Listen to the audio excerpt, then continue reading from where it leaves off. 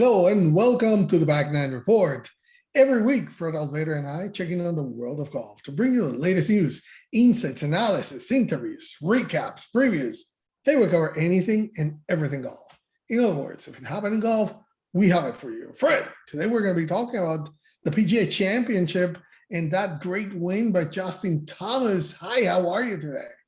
Yeah, I have been watching Thomas all week, and I've been talking to you. I've been playing up Thomas for how long now? All year, saying he's been working on the shots you need to make. He shot those wonderful 67s in the bad weather. He got the pour into the draw on both Thursday and Friday, turned in great scores to kind of put himself in position, and just came from nowhere way back. Hey, Carlos, before we get started with the PGA Championship, though, I really want to mention that the NCAA's, the Women Division I NCAA Championship is going on right now. They're wrapping up the individual championship today, actually. You've got Stanford is leading the women's team division. They're playing at Grayhawk out in Arizona. And then tomorrow, the team portion begins the match play. Only the top 8 teams get in. And right now, those top 8 teams behind Stanford are Texas A&M, Oregon, UCLA, Auburn, San Jose State, Florida State, and Georgia. That looks like they're going to be in the match play portion. So the individual portion wraps up today. Someone that we're very familiar with, Rose Zhang. When I last checked, just before we went on the air, she had a 5-shot lead with 5 holes to play. So it looks like she's going to wrap up the individual NCAA individual championship for women to go with her U.S. amateur and her girls junior titles. So Carlos, here's somebody, Rose Zhang. We've been talking about her for a couple years. We're going to want to keep an eye on her because she's going to be on the LPGA winning before, probably not for another year or two, but she'll be there eventually, and somebody we're going to really want to watch for. But hey, PGA Championship was great. I love that golf course. I remember, Retief Goosen winning the U.S. Open there, and I just remembered how difficult it was. But I thought, what Hans has redone with that and the way they had it and the condition he had, I thought it was Kelly Haig does it again. I mean, the guy is just phenomenal, right? But I'm gonna stop all that and turn it back to you to set this thing up. But the PGA Championship was great. It was a great tournament, and JT definitely had the makings of a winner. Because if you would look at that leaderboard right there at the end, and especially in that back nine, and how all the inexperienced ones were playing, I wish I could show you the text I had with my boss during that back nine. I was like, that Justin Thomas that you mentioned, I think he's the one that might end up winning all this, because everybody else is just playing backwards, and he was the only one really playing solid enough on Sunday to win, and he did. I mean, he went from 7 shots back at the beginning to getting to an improbable playoff because Mito Pereira, who was the overnight leader with 3 shots ahead, man, that's heartbreaking the way that he lost it there in the 18th. But kudos to Justin Thomas, like you mentioned, 3 rounds in the 67 totals, and he did what he had to do, even though, and it was funny because on the 6th hole, he says, it's the first time I win a championship after chanking a ball. If you remember, he hit that iron right into the trees. But that tells you how solid, even there, he was able to survive, make it to the end. And at the end, when Mito Pereira was unable to finish that double bogey, heartbreaking on the 18, got Justin Thomas and Will Zalatoris, who had an up and down on 17 also, to really stay there and be at 5 under. Definitely that made it for him. But once you see Justin Thomas and Will Zalatoris, it was who's the top player there? Will, definitely somebody that we have been talking about for a couple of years now, and we know he's been knocking in there on the top door. Unfortunately for him, he ran into a boss called Justin Thomas, who definitely was ready to win his 2nd major championship, 2nd PGA Championship as well. And he started 7 shots back for Will Zalatoris. Great finish as well. I mean, those 3 playoff holes, he could have putted better, but hey, that's what we still looking for him to improve a little bit more. For Mito again, man, I feel so bad. He's actually a golfer that the company I work for, Generational Group, is sponsoring right now, and all the executives and everybody, the vibe was like, "Oh man, he got it," but definitely that Well, shot, that you drive, got a lot of TV time this weekend on the shirt and the name out there. Yeah. he definitely did. And but the thing for him, I mean, I was talking today, of course, he was the talk of the town there at work. And the thing with that drive shot that he did, even though it looked that awkward because he would have liked to get it back again. He was trying to hit, he was hitting draws all the time, and he just wanted to change it here for this one and keep it low. But I think if he would have just take time, which was what he did, and he was rushing all the time with these shots, and it's a learning experience for him. If he would have just take his time, I just have to put it on the. And again, I'm outside. I'm not the top player. I'm not there. I'm not saying that that's an easy thing to do, but he has a very experienced caddy that should have told him, "Look, take your time. Let's just concentrate. Put it there." When they got done on 17, he should have pulled that driver out and threw it, like broke it, so he wouldn't have to hit it on 18. He should never have hit driver on 18. Never. Never. But hey, it happens. Learning experience for him, and we're going to talk a little bit more about Mito. There, another player that we have to mention about is Rory McIlroy. He was really mounting a serious charge after making 4 birdies in his opening 5 holes, and I really said, "Oh, there he comes!" And they were going to be playing backwards. If he would have kept that going, the real Rory that he does all the time, he could have been there, but definitely back nine wasn't for him. And then we'll talk about a little bit about Tiger Woods. Unfortunately, he had to withdraw. Started well, teased us again with a decent first round, and then all of a sudden, boom, he's out. So Fred, I'm going to turn it up to you now. Those are the topics we're going to be talking about: the PGA Championship, starting with JT, second PGA Championship, second major for him. Definitely the solid player all throughout the week. And I've been, as I mentioned earlier, I really like what Justin Thomas has been working on all year, hitting different shots and doing the things that he's been doing. It's all been building up to this. And Southern Hills is so similar. As I watched it closer this time, it's so similar to Augusta National, especially around the greens. And then even with the uneven lies in the fairways. Very similar shots required, very similar shot making and thinking around the golf course as you would do around Augusta National. So with this win here, I mean, he should be a slam dunk at a Masters sometime. I mean, he's got every shot to play Augusta National now for sure. So I really like him going forward in this, and I really like JT. He's got Bones with him, helping him along. He's got the right combination of everything going for him right now. Will Zalatoris, I mean, if the guy could putt, I mean, he putted lights out earlier in the week, 1 round. It was phenomenal. But then Saturday and Sunday, he did not putt very well. And he missed, in those 2 days, he missed 5 putts inside of, they were like 5 feet. Or less. And if he'd have made just a couple of those, he'd have won outright. His ability to hang around, even as poorly as he putted those 2 over the weekend, that's really great ball striking, really getting up and down, all the stuff you need to do. The only thing is he's got to figure out. I watched him, oh my goodness, on 18 on Sunday, when he took that putter back. Did you see that thing go? I mean, that thing went like this. Oh no, he was going to miss it. I was afraid he's going to whiff it coming back through there.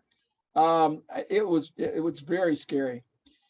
Mito Pereira, what can I say? The guy, he looked like he was playing a different golf course than everybody else during the bad weather. I mean, he was just hitting fairways, hitting greens. He was phenomenal, played fantastic. But you could just see him from about 13 on, he went like into high gear. I mean, he was doing everything but hyperventilating. I mean, the caddy has to be able to slow him down, get him to take some deep breaths, walk slow or something. He jumped up on 18, grabbed that driver and bang, ripped it down there in that water. Just like, I mean, the cameras couldn't even get on him, right? Because he was going so fast. And he's got to learn to slow down, take a breath, think about what you're doing. I mean, the adrenaline and your mind just starts working so fast when you get in those situations and you get done, you go, what just happened? It's like an out-of-body experience. That's not me. That's not what I do. But that's exactly what happened with him. So it's really unfortunate. Matt Fitzpatrick should have won this. He should have won this. He played really terrible on Sunday. This thing could have been his very easily. This whole tournament reminds me of the U.S. Open at Winged Foot when Phil and Colin Montgomery and Jeff Ogilvy ended up winning. Everybody was going backwards, and nobody kind of wanted it. It was just, we knew we had these inexperienced players up there at the leaderboard, at the top of the leaderboard, and you had Rory. Roy was too far back, but Justin, I just kept thinking, if Justin puts a good round together, he could be in this thing, and boy, he did that. What really surprised me, I got when I was going through the leaderboard today, really, Tommy Fleetwood finished T5. Okay, he shoots a 67 on Sunday. Wasn't even on a camera. I mean, they didn't even talk about him. You didn't even see him. So he had a great tournament. Rory started fast finally. I was texting you. He had 65 on Thursday. Oh man, this is his tournament. 71 on Friday. That was respectable. Then he blows up to a 74 on Saturday. And then back to 60. He always has that one bad round. It just kills him. He played good early. He played good late. But in between, he let it slip away. And as you said before we went on camera, I don't think he was real happy with this. He thought he could win this thing, and he just kind of let it get away. Big names missing the cut. Dustin Johnson, Scotty Scheffler, Patrick Cantlay, Sergio, Richard Bland. Richard Bland. He's going to go to the LIV tournament. I'm sorry, we don't need to talk about him. But Tiger, let's just say about Tiger real quick. Making the cut again. 2 tournaments this year, making the cut. That's it's so far beyond what is believable. It's just amazing to me. The poor weather on Saturday really hurt him. That cold weather, he just could not deal with that.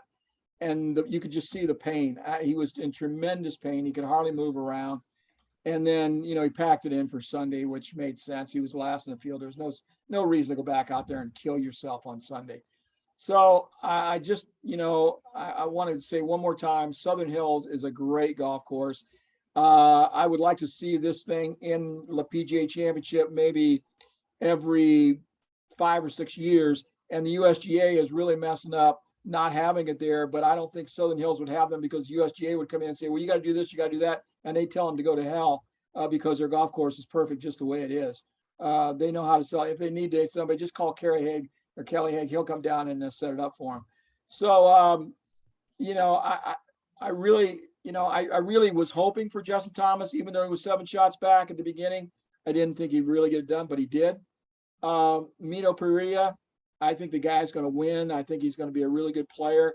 It just didn't. He just was too inexperienced this week. Can Tiger come all the way back, Carlos? That's really the big question for me. We may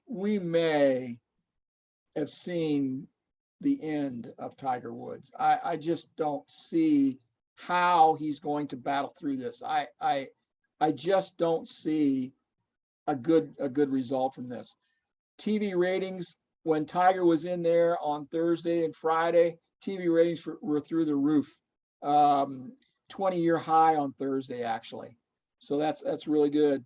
TV ratings for Phil's historic win last year, Kiwa was second highest in the previous 10 years, second only to Tiger's win. I didn't get the numbers yet for yesterday's round, but I know they had to be down because you had all the unknowns up there until late in the day.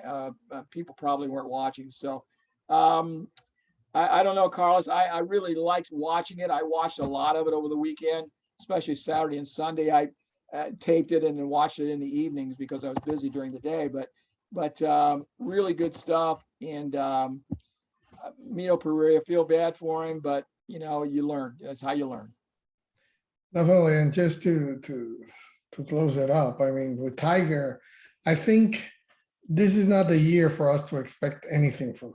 I think everybody's just, by seeing him, they think he's ready to come back and compete. And just the glimpse that he's giving us, just over a little bit about that, over a year after that horrific accident that almost got his leg amputated. I mean, it's amazing that he's able to walk, let alone finish 72 holes in the Masters. Here it was 54. But the thing is, I mean, he shouldn't even be playing. He's just playing, I think, because of that. He still has the fire.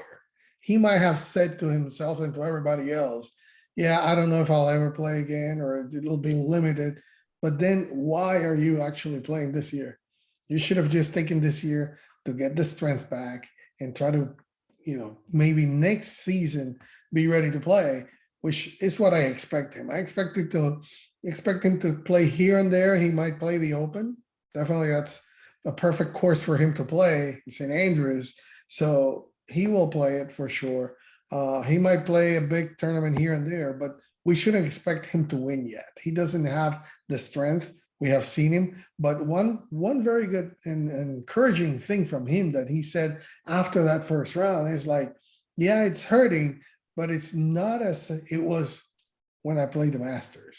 So it's improving. We shouldn't expect him after this. It's just everybody says that's Tiger. He's going to compete. Everybody wants him to compete and to win. It's not happening yet, but I don't think we have seen the end of him. I think it's just going to take this year, just like the last time that he was out. It was 1 year for him to get back on it. After that, he won again, and he even won the season-ending tour championship. So, you know, I expect him to play. Not sure if he's going to win, but I wouldn't rule it out. As for the other players, JT definitely one of the best friends from Tiger, as we have joked about from John Ram, that he says, you know, JT gets all the tips. Hey, maybe that worked out for him because he's playing really, really well. But he definitely is doing what he needs to do to adjust his game to be that all-around player that he needs to be. He has all the shots. So I don't think this is the last major he will win. For Mito Pereira, man, I feel so bad about him. But this is not the last we will see about him. It's a learning experience, and I'm sure that he will get that and learn from it. And then the next time that he's on this position, he'll do better. He'll do better. And he has a great caddy on the back there, experienced caddy, so he should be able to be good. The player I really like a lot, and of course, if you've known me for years, I've been talking about Will Zalatoris for a couple of years now. Not that he's from Plano here where I live and all that. It doesn't have anything to do with that. So stop it. Stop saying those things. Not you, everybody. It says it's because he's from Plano. No, he plays amazing. And the best thing that I got from him this weekend is his drive, that passion that he has, that competitive edge that he has. He was like, you know what? I'm going to get one. I'm going to win one. Right after he finished, he knew, he says like, you know, I'm going to get one of these eventually. He wants to win it. I expect him to win one sooner rather than later. He's one of those under 25 players that I think is going to be an amazing player and a winner. And who knows, maybe one of the top players in the world. He right now jumped to number 14, and I expect him to make a Ryder Cup and be a great player in there because he has all the shots. He just, like you said, he just have to putt a little better. But to me, it was just that adrenaline for him to be competing there. We have seen him play well in majors before. So Will Zalatoris is a player that definitely I'm looking forward to see more atop the leaderboards. And for Rory, I don't know. We said always it was like, okay, finally, if he can get this major to start fast, he did. But then he blew it out on Saturday. He didn't speak to the media either. Saturday on Sunday, he was upset definitely, but he has to get around that and be the Rory that we have been expecting for him to win. So anyway, great PGA Championship. Looking forward to the US Open coming up next month, and they opened in July. Right now is the Colonial this week, so 3 very good tournaments with 3 very good fields, and looking forward to it. Any closing calls from you, Fred, before we close? Yeah, just to kind of reiterate the point that you're making, Will Zalatoris has played in 11 major championships now, okay? Going into his 3rd year here. He's finished top 10 in 5 of those. 5 top 10s and 11 starts. That is strong. Definitely, he's one. Look out for him. Will Zalatoris, since he was on the Corn Ferry Tour, been talking about him. So hey, he has arrived a long time ago. But anyway, thank you for joining us. It's always our pleasure to bring you the latest in golf news and information. Always subscribe to our channel. The information is right down there in the description. Thank you for joining us. Have a good week.